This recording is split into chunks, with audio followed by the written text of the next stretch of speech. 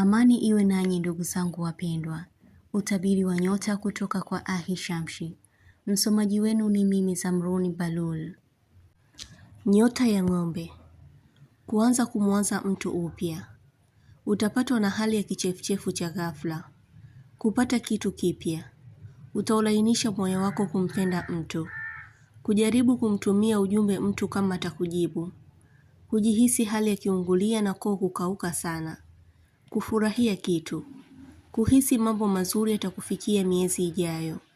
Msaada mkubwa unatendeka kwako. Hofu mbaya inaondoka. Nyota ya mbuzi. Kuhitaji kumshukuru mtu aliyekufanyia wema. Watu kuandamana kwa sababu ya kitu. Kuhisi kuzidiwa kwa namna fulani. Kumfungulia mtu akaunti ya kuwekea pesa. Kumkosea mtu au kufanya kosa kwa mtu. Kufanya hesabu ya mambo mengi. Utakaa kihuzuni. Nyota ya mashuke. Kuona pesa zinakuishia sana.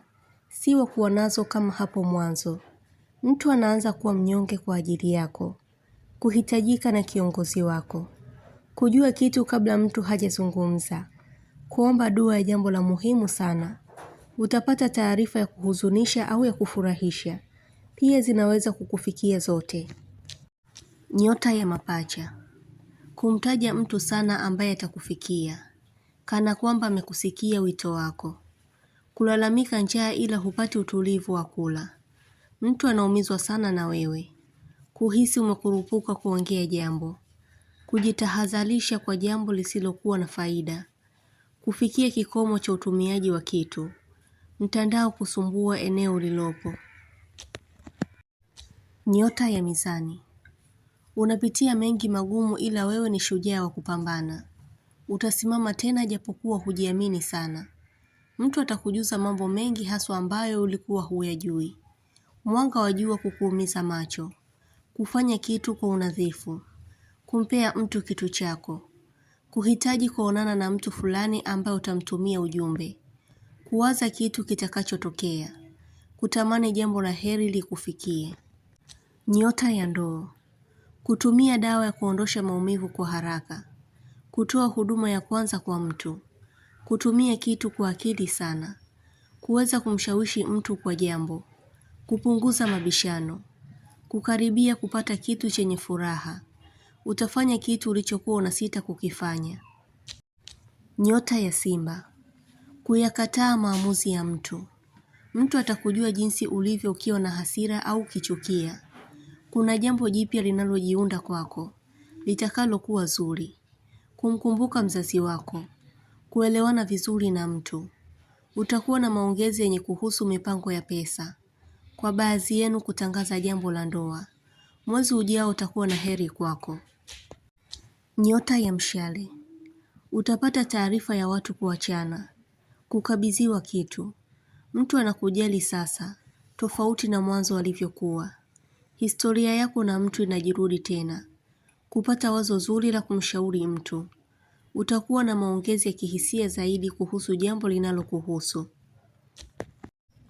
Nyota ya punda. Kutulia zaidi au kuacha kumsumbua mtu. Utakuwa mwenye kutoa wazo zuri kwa mtu au watu. Unasikilizwa kwa hatua utakayoiongoza. Utafuatwa na watu tofauti ambao huna mazoea nao. Katika jambo lolote lile. Kupata barua. Utasafiri hivi karibuni. Kuyawazia sana maisha yako. Unahitaji kutimiza kitu. Nyota ya kaa. Jambo la dharura kujitokeza katika kazi au familia. Kumsaidia mtu kutokana na matatizo yake. Kufikiria kuhama kwa wachache wenu. Mtu atakujulisha kuwa na tatizo ambalo ni la siri. Kumkomoa mtu na maswali yake. Jambo uliloliota linaweza kujitokeza. Kuiepuka ajali. Kusikiliza kipindi kitakachokufunza kitu. Kupanga vitu kwa ajili ya safari au kitu muhimu. Utakutana na kiongozi mkubwa.